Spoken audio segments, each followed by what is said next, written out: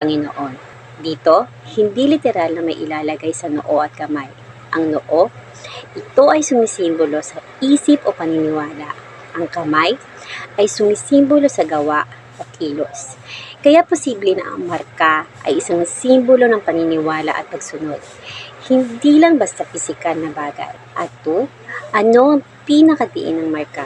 Sa Apokalipsis chapter 14, verse 9, kung ang sino man ay sumamba sa halimaw at tumanggap ng kanyang tanda. Pansinin mo, hindi lang tanggap ng marka ang binanggit, kundi pagsamba sa halimaw.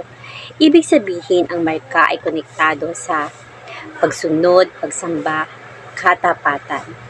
At 3, paano naman yung hindi makabili o makapagbili? Sa Apokalipsis chapter 13 verse 17, ito ay nagpapakita ng isang sistema kung saan may kontrol sa ekonomiya. Pinipilit ang tao na sumunod para mabuhay.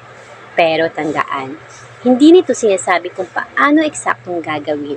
Walang detalye kung ito ba ay chip tattoo digital system. Ang diin ay nasa kontrol at pagpili ng tao. Ano ang mas malinaw na mensahe ng Biblia?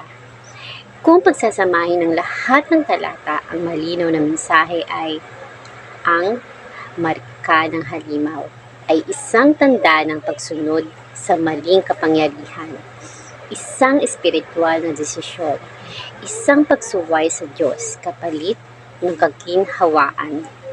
At 5, ano ang kabaliktaran nito?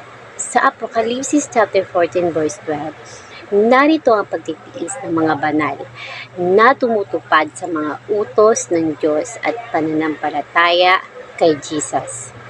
Ibig sabihin, may dalawang grupo. Una, may marka ng halimaw.